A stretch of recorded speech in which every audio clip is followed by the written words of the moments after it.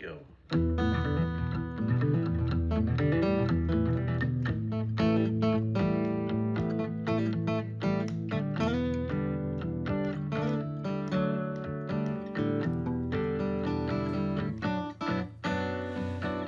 Dane Ryder, September 24th, 2023, probable cause.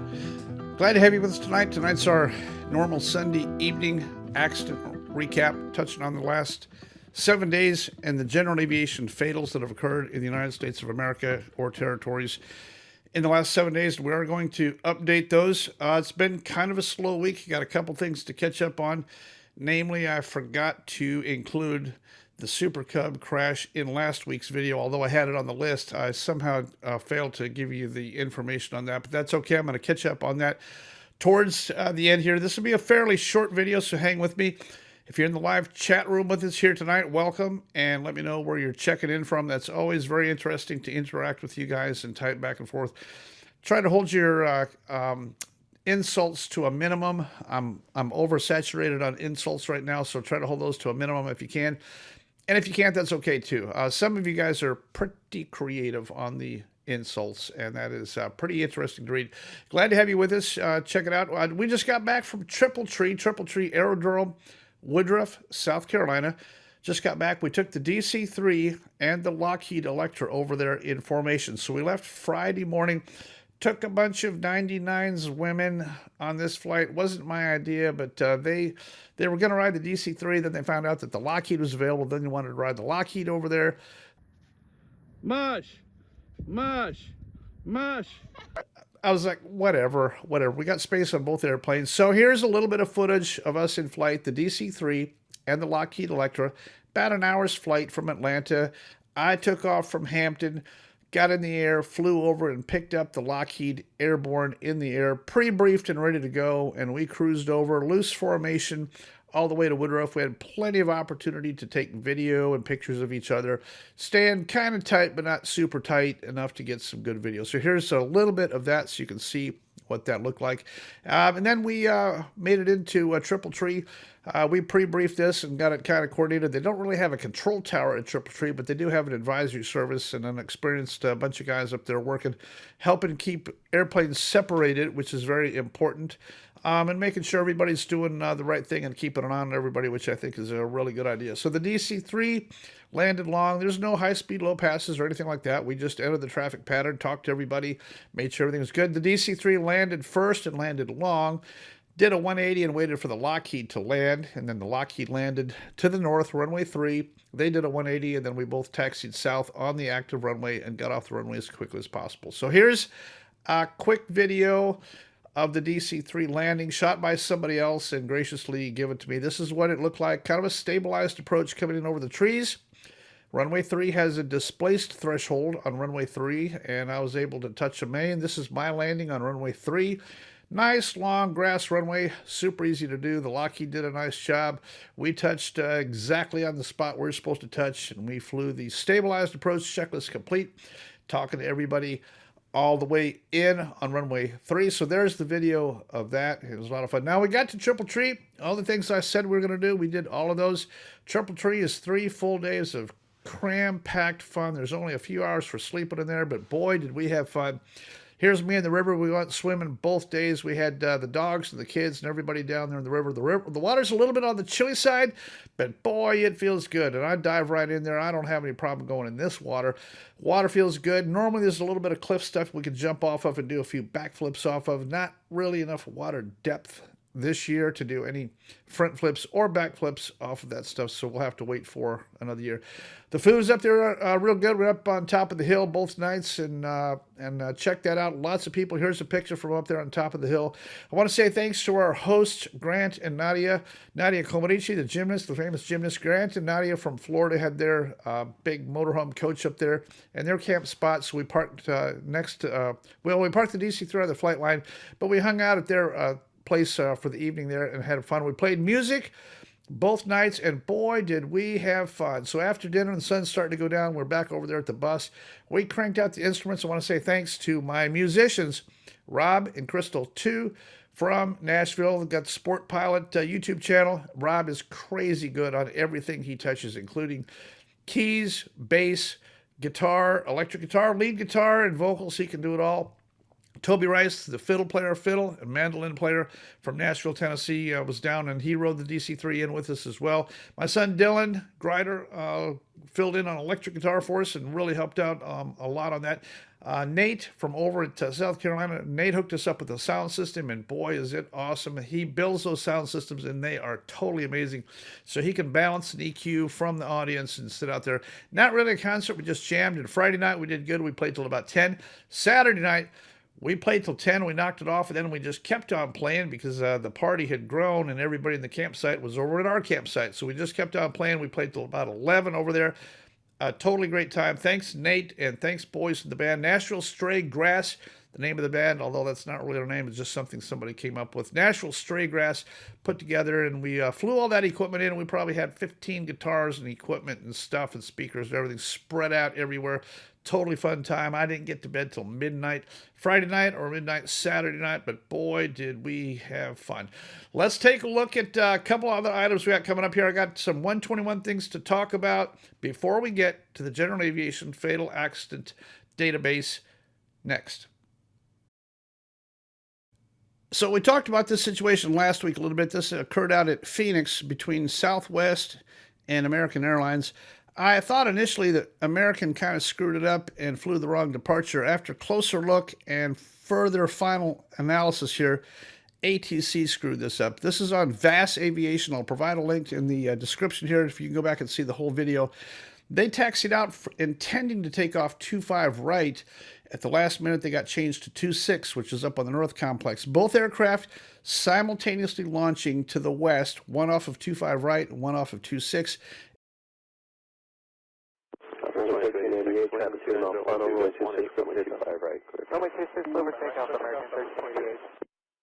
Well, they still had the departure procedure in there for 25 right when they got switched to 26 to runway 26, so they never changed that. Now, who's at fault here and what needs to be done? Well, normally if this is a pilot deviation, you'd hear those words, possible pilot deviation, copy this number, and you're off to the races. In this case, the pilot was confused after takeoff, and he says, "Do you got time for a question?" Because he still doesn't understand what he did wrong. He flew as assigned, rightfully so. I want you to listen to the controller's response. This was a controller error. This is an ATC flub up. Listen to what ATC wants to do about their flub up. Phoenix, American 1388. American 1388, Phoenix. You have time for a question? Real quick. Yeah, we were cleared the broke one. That's why we were making that left turn. And I'm not sure. We never heard about the 4 piece. Okay, American 1388. Someone else will handle it at some point in time. If you hear from anybody, handle it there. I'm done with it. All right. So it's getting worse out there. Another one happened with Kalitta Air in Cincinnati here just a few days ago. I'll show you this. Another VAS Aviation. Excellent graphic. Victor over there does a great job, but I'm stealing his stuff, but I want to give him great credit for this. Subscribe to VAS Aviation if you get a chance to support, maybe with Patreon or something like that. Support Victor over there. He does a great job on these. The 747 is getting ready to take off normally 27. The other airplane is coming in on 18 right, and here it is. Let's listen to this. They think that they're clear for takeoff. They were given line up and wait. This is the 747 about to broadside an airliner here at the intersection of 18 right and 27. Boy, was this a close call. The controller, female controller, actually did a good job, saw it, and she said the words, "Cancel takeoff clearance." Oh, Connie, cancel takeoff clearance. Connie, cancel takeoff clearance, please. Okay, it's takeoff clearance. We're canceling takeoff clearance for Connie 690. I'm not sure if she should have just said stop or what the procedure is, but she never gave a takeoff clearance.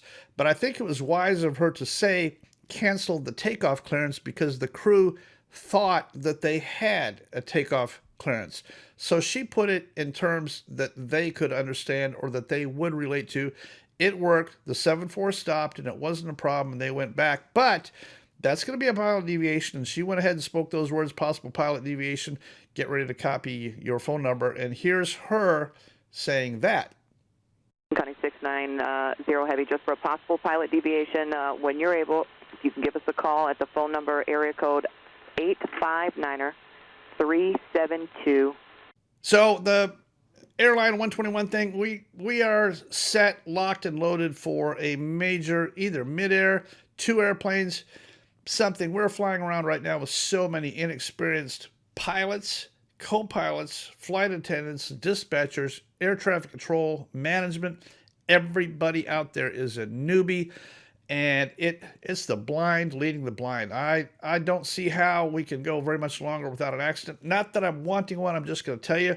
And things happen in threes. It's probably going to be 1 and 2 and 3. And public confidence is going to be destroyed when we start losing wide-body aircraft in the USA and hundreds of people die at the same time. It's not good, but it's inevitable. It is definitely coming. We have backed ourselves into the world's greatest pilot shortage. This is definitely the blind leading the blind out here. Speaking of the blind leading the blind, here's the information on the F-35. I don't understand exactly how this happened, but this is our U.S. government. This guy punches out of an F-35.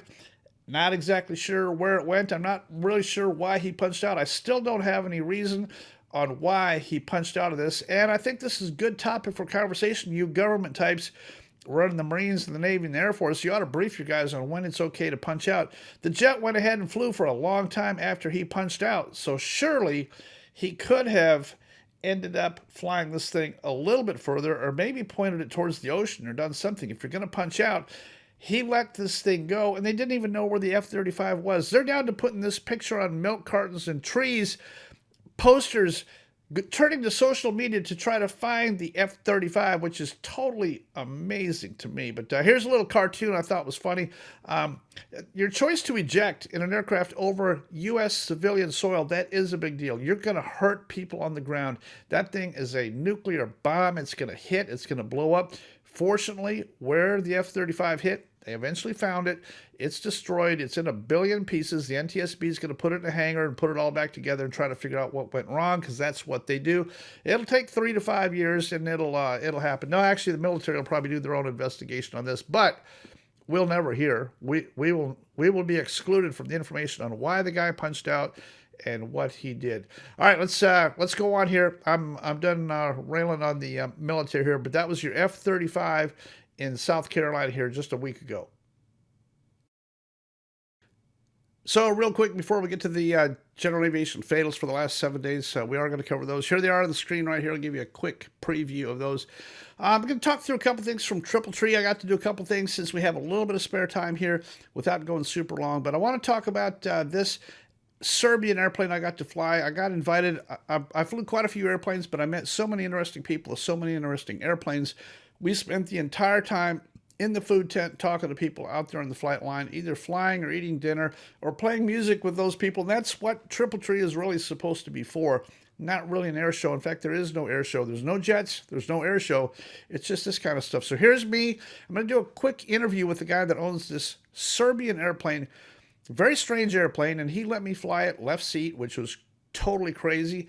And I'm going to show you some in-flight footage of that. But this is an airplane with a 340 horsepower geared Lycoming engine in it and a big old 3-bladed prop. And boy, that thing climbs like a monster. Big, heavy. It looks, kind of feels, when you fly it, it kind of feels like a Helio or maybe a 185 times 2 or something like that. Very heavy. Not a lot of space in there. You sit way up high. A very limited view going forward, but a crazy cool airplane. I think there's only 6 of these in the USA right now. It's for sale. If you want this thing, I'm sure you can contact the guy that's got this thing. I'll put his contact information in there if I still have it. But crazy airplane. So here's the interview with the guy that owns the Serbian tailwheel airplane. All right, down here at Triple Tree with my new best friend, Jay Phelps. Jay. This is really cool. I've kind of halfway known about these airplanes for a long time, but tell me what this thing is. This is unusual, and we're getting ready to go fly. What is this thing? This is an UTVA 66. It's a UTVA 66. It's a Serbian-built, close air support, medevac, and type airplane. So it looks kind of like a 185 slant Helio, maybe Super Cub on steroids. But what about the power plant in this thing? So it's got a GSO 480. It's a supercharged, gear-driven 480. So it's 340 horse, about 18 gallons an hour on on economy cruise and 52 gallons an hour takeoff power. Holds about 60 gallons, so you get about 2 hours and 30 minutes of flight. So this is a GSO, not a GSIO. No, GSO. Okay, so it's GSO, 380 horse, 340. 340. And then when you push the power forward on takeoff, what kind of a roll are you going to get on this thing before the mains come up? With both of us in it today, I'd expect 150, 200 feet. Yeah, it's a short field airplane. It'll claw its way out of.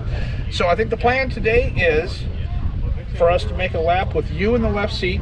You're the pilot command. I'm going to get a little fam ride around the pattern to kind of take a look. If all that's good and you approve it, we'll land and swap seats and give me a chance at the left seat around. We'll see how I do, and then all subjected to whether it looks good to you and whether it's a good idea. If it's not a good idea, you just say, hey Dan, you suck and you can't sit left seat. That's what I got to do. Okay. Very few people I would trust to take the left seat out, but I think we'll be fine. I think we'll be fine. But I'm curious to see it's a Serbian airplane. This is honestly one I have zero experience in, so I'm kind of curious what this thing looks like. I think we ought to jump in there. Let's go do it. Sure, you bet. Have some fun. So we shot that interview, then it's time to buckle in and go out and fly this thing. We made one lap around the pattern just for safety with him in the left seat, me in the right seat. All that went good. A very, very straightforward airplane. No problem. I think I could have soloed it without any instruction at all, but all the gauges are in Serbian, Russian, Chinese hieroglyphic stuff. They're very hard to figure it out, but he had everything placarded and shown exactly what it was supposed to be. So after one lap around the pattern with him, I felt really good, and we landed, shut down, swapped seats, rebrief, rechecklist, taxi back out, plenty of gas. Dan's going to make a takeoff. I'm going to bring the power in slow, fly the tail, let this thing roll, and we made a full flap takeoff of this thing. Totally cool. Let's check out a little bit of the in-flight footage. I'm going to show you both the takeoff and the landing.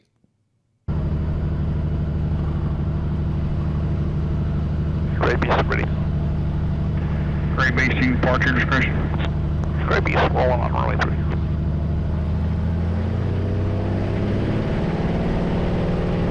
Lock the tail wheel when you line up. Alright, I don't know how to do it. I'll show you.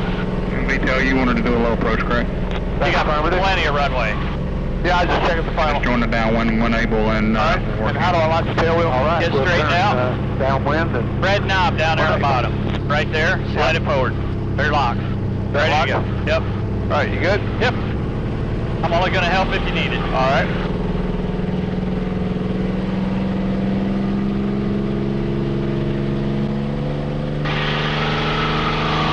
Full power. There you go. All right, pull back, not too much.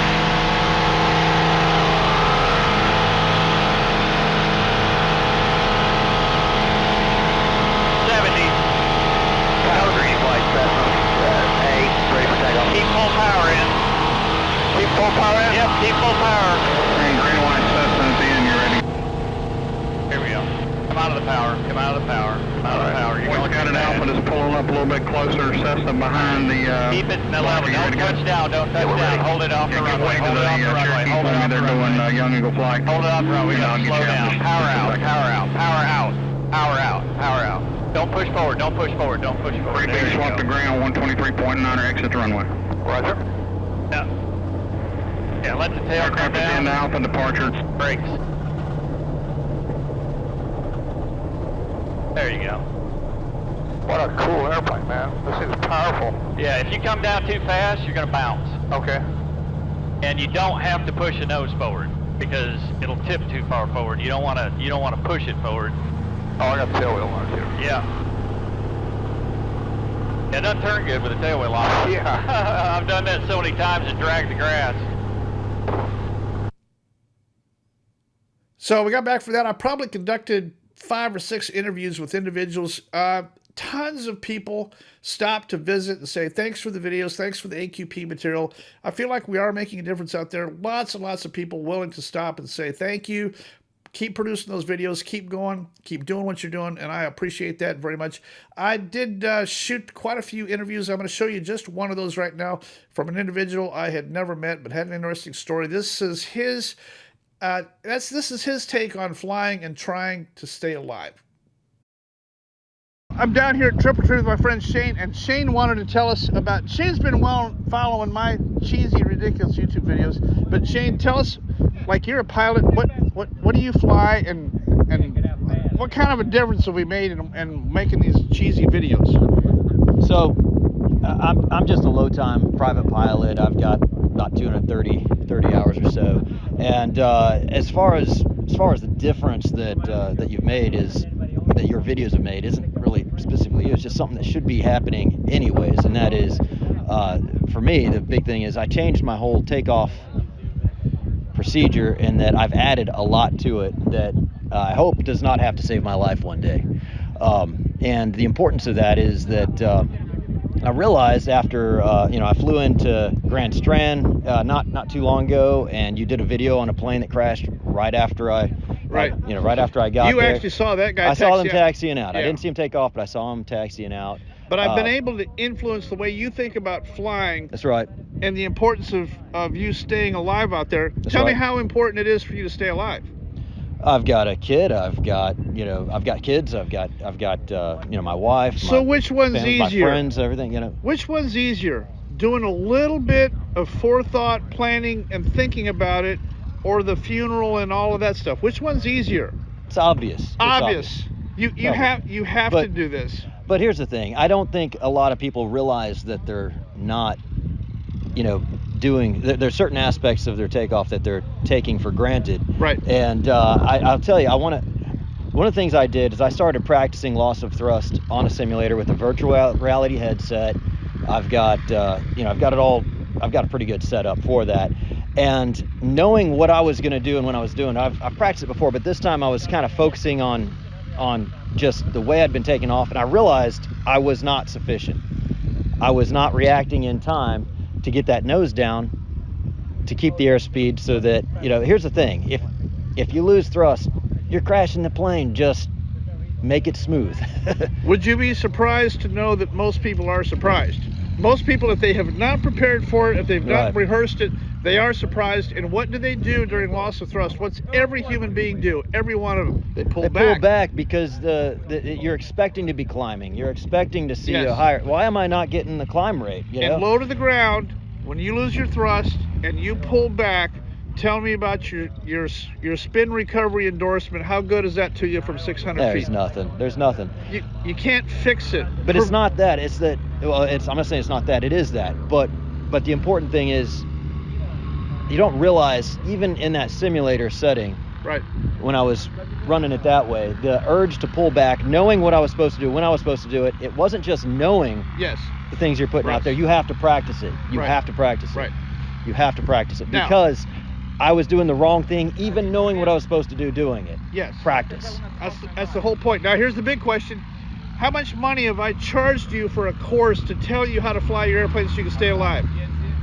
Zero. Not a whole lot. Zero. I will tell you, I've sent you a few bucks. Okay, well, not much. I appreciate that. Not much. I'm not selling a course. I don't have anything to sell. I just want you to stay alive out there. The material is out there for free. Right. Anybody can look at it. Anybody can learn. I think it's so worth it to think about all these AQP scenarios. Sure. Check your engine instruments as you spool up. Look at your RPM. Make sure you're producing power. That's the first step. Then check your airspeed when you hit the 1,000 footers. That's pretty easy to do. Then after you rotate, are you climbing? Are you making the climb rate? If you're not making the climb rate and you've got enough runway, just set it back down. If you don't have enough runway and you're not making climb, set it down. But all that tells me that you've got a plan. You've thought about it, and now you have a plan. That's right. So maybe my cheesy, ridiculous videos are causing people to stop and think about it, so that your picture doesn't want to end up. How important is it to you that your mug doesn't end up on my video? It's pretty stinking important. Yeah, I recommend you stay alive out there. But I appreciate you swinging by to talk and say hi, and thank you. And we're going to cut it back to Atlanta, Georgia. I've got a time machine. You know that? That's awesome. We're going to go back to Atlanta, Georgia right now. So, great time at Triple Tree. Here's some video of the takeoff. with the DC3 with a little audio, some ATC audio to show it. And I want you to look at these lights, these Aero LED lights. Look at how bright. This is broad daylight. When I bring these landing lights on, this is crazy. Aero LEDs, that's my friend Nate out there in Idaho that shipped me these things for free, had me install them just to try these things out, and I am impressed. Everything, these things don't burn any power. They run for forever, and they are bright. They're probably, I don't know, I'm not a mathematician, but these are probably times 10 on the incandescent GE brightness. On a brightness scale, you can see these things. Look at these things. Here they are. They're coming on, and here's our takeoff coming out of Triple Tree in the DC3. So we're winding this thing up. I'm going to get to the very end of this thing. This is our accidents. Here's the month of September. I'm going to put it on the screen here. I got a couple that I want to talk about real quick. First of all, the one in Alaska, the PA-18-150 there's at spot number 5, 109 Tango, happened at 8:48 p.m. Eugene Peltolda, age 57. And I want you to notice it's a Super Cub in Alaska, flies into the train. Not really much you can say, but NTSB Jennifer Hamady jumps in there. This happened on the 12th of September. On the 13th, NTSB produces a video, and Jennifer Hamady, chairwoman of the NTSB, stops her busy day to make a video expressing her condolences. Why? It's because the wife of Eugene is Mary Peltola, and she's a government congresswoman in Alaska. They're both government, they're both women, and she's using special privilege. This is the privileged people up there taking NTSB time and resources to get their little shout out from the NTSB because they're both women and they're both government. I don't think that's right. I don't like the whole idea. I think we should all be equal. If you're going to make a shout out and express condolences for one family, you should probably do it for all of them. Why are you picking out one just because you're a congresswoman, or is it because you're a woman, or what? Like, what is the deal here? NTSB hasn't produced an accident video in more than 6 months on anything aviation related, but they stop and take their time. This video gets published on the 13th of September, barely 12 hours after the crash happened. Here's the beginning part of that. Here's Jennifer Hamady, college graduate Jennifer Hamady. Again, my name is Jennifer Hamady, and I'm chair of the National Transportation Safety Board. First, I want to say on behalf of the National Transportation Safety Board, I want to extend our deepest condolences to the family and friends of the pilot who lost his life in this accident. Our hearts certainly go out to you in the hours, days, weeks, months ahead, and we are so very sorry for your loss. The NTSB is investigating the crash of a Piper PA-18-150 Super Cub, registration number N109T. Now, the next two we're going to talk about is the T6. This happened a week ago today. As I was filming, sitting in this chair, 1 week ago today, right about now, this is when this accident was happening in Reno at the conclusion of the air races. This is two T6s who had just finished a race. They were coming into land. They're flying the traffic pattern. I have some extended things. I'm going to talk about this in the future, but not today. I have some real heartache with the entire thing. I'm going to publish that. I've done a lot of research on this. I'm going to show you a picture of the airplane. Here's Nick's airplane. Here's Chris's airplane. Here is the graphic of where I think they were going. Now, this is an artist's conception based on the two red dots that you see right here. This is where one airplane hit, and this is where the other airplane impacted. One was flying a downwind and base. The other airplane flew into the other one, hitting just behind the left wing. Here's a picture of this. It's graphic. Don't look at it if you don't want to see it, but this is the actual photograph of the actual impact, chopping the tail off of one airplane. One guy flew and banked it hard and flew right into the other. Day VFR traffic pattern, all the race is over, all the high-speed dangerous stuff is over. These guys can't even fly a traffic pattern and talk on the radio. I want to know from you guys out there, who's ATC? Who's controlling this? How does this whole thing work? Who runs the traffic pattern after the race is over? How are we supposed to avoid this happening? Who didn't do their job? I got very little information on what's supposed to be going on out there. All I can tell you is that it's either ATC controlled or Unicom controlled. If it's Unicom, they should have been talking it up and talking to each other and working out who's where. Do you have me in sight? Can you see me? And do you want to go first, or do you want me to go first? All those kind of things. It's the same things that you have to do in your traffic pattern at your airport. Talk it up. Figure out who's where. Work it out. If you need to extend, so be it. You can extend. You like to fly anyway. Take another 10 seconds, but get the guy in sight. In the traffic pattern on CTAF, don't make statements. Don't make position reports. Ask questions. Anything that ends in a question mark is better. You got to get the other guy to talk to you if you don't have it worked out. These two T6s, I got a lot to say about this in the future. This is absolutely astounding that pilots of this competency can end up in a traffic pattern WFR and still not avoid hitting each other. Like, are you kidding me? The whole thing is just insane. That's all I'm going to say about it for right now. I've got more coming on the T6, more graphics and more stuff as I get that put together later. But right now, today, I got to get this video up and on there because I'm just back from Triple Tree and kind of scrambling to get this one done. Let's go on and finish the list here. Take a look at this thing. This is the list. We already talked about the Seawind. There's the two T6s. The next one is an Air Tractor 502 Bravo out in North Dakota. They hit power lines. Don't have very much information on that other than he was spraying. Pretty common thing to hit the power lines. And then 820 Papa Papa is the powered parachute. Here it is. One person tried to get this thing started. The powered parachute ended up at high power, jumped a curb, ran across the ramp, across a berm, got airborne, killed a guy, never even got his parachute out of the bag. But this airplane somehow ended up in high power with a prop running away, and he was either in it or holding on or something, but it drug him across the runway, and he's dead. Powered parachute never even took flight unless you count the little launch that he made off the berm coming off of that thing. So that's what it is. There's your accidents for September so far. We're at number 11 so far, which is actually pretty good. We're supposed to have 18 per month.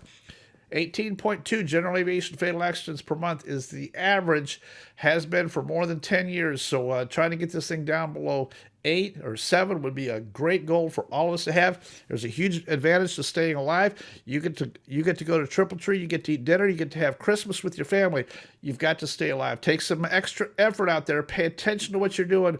Learn all you can. There's tons of information out here on how to stay alive in your general aviation aircraft. It'll solve a lot of problems. It'll save me a lot of time and money not having to go to your town and get your picture and show how you died in your general aviation airplane. Because I promise you, if you do it, it's going to be one of these 20 AQP maneuvers. It's going to be something stupid that you did that's completely repeatable.